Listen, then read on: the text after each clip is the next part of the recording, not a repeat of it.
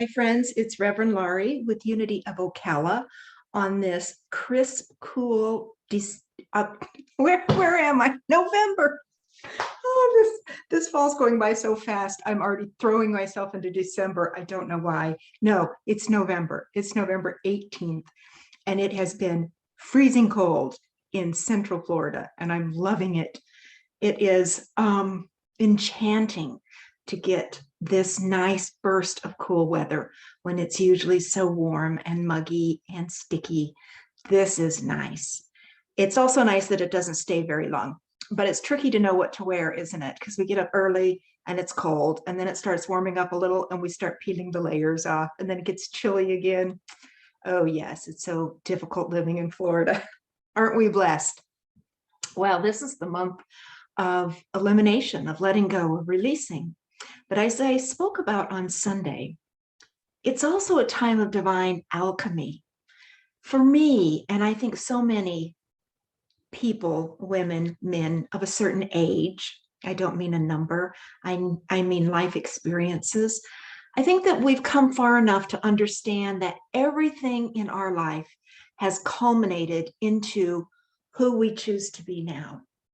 And we can decide how to mold and mix those experiences into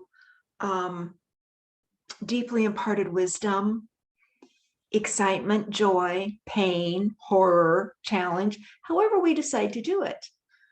But life is an ongoing change of experiences, and how we take them in, interpret them, use them, express them, and walk through this life journey.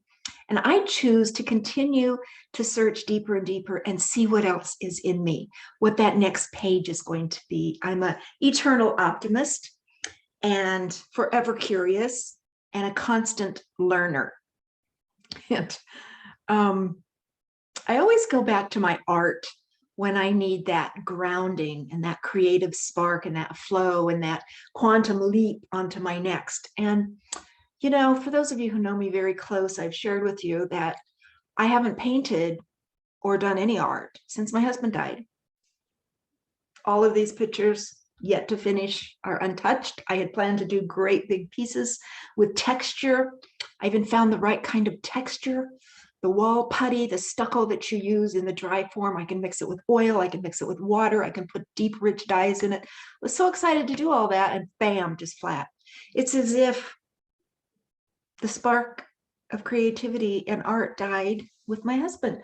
I couldn't figure it out, but I knew not to push it. I knew not to worry, not to fret it, because I knew that if I don't overthink it, push it away, pull it towards me, if I just take myself out of the equation for a little while, something will happen.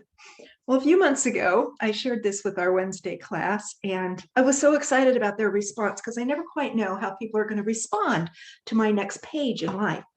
I don't always share it with people because I have had, especially family members who are looking out for my better good.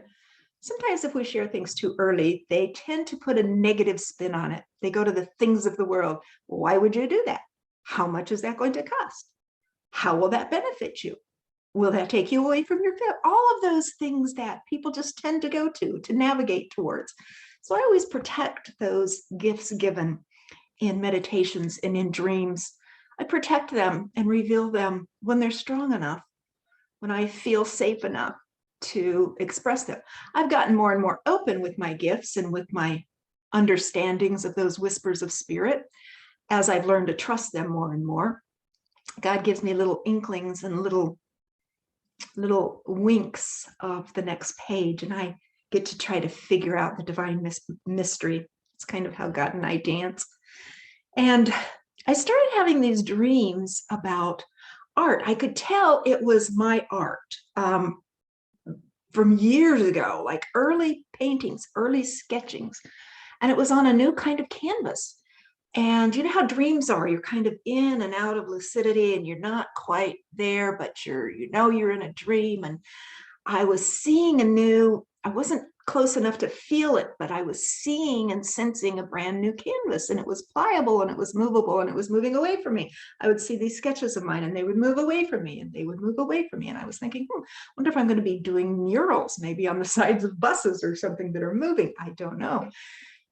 And the deeper I went into it and the more I just let it unfold, and, you know, in transcendental meditation, we're given a chant, we're given a word, a phrase, a sound that we use to keep us centered, to keep us away from the thoughts of the mind. And so I just went deeply into the sound given to me by my guru when I learned TM.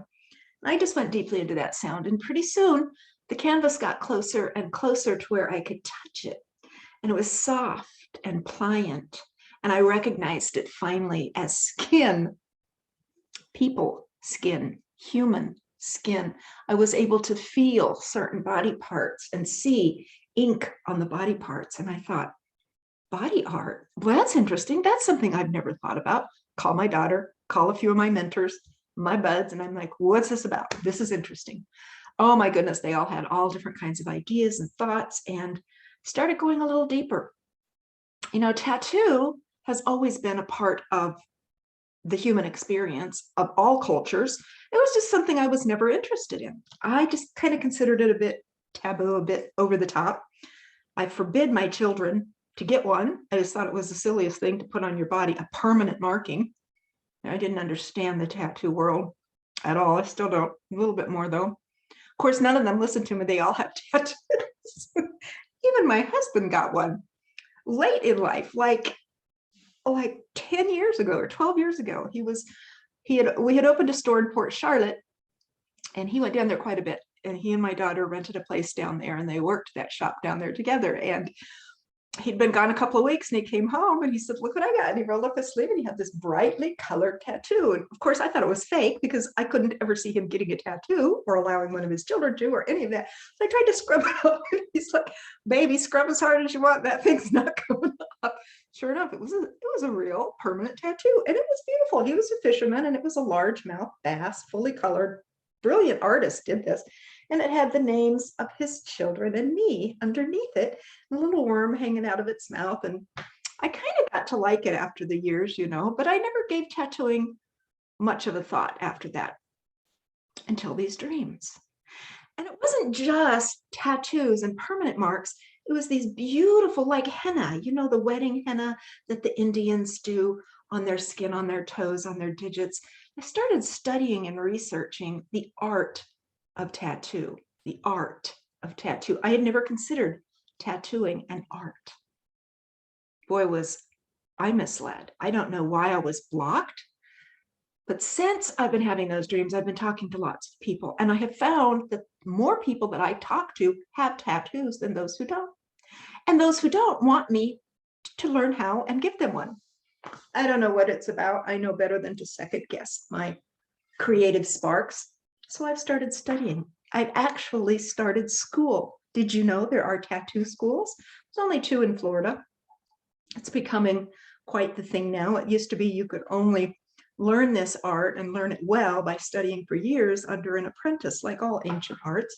Did you know also that every culture that has ever been on planet Earth of the human species has a form of tattooing? Did you know also that they uncovered a 10,000-year-old frozen man that had on him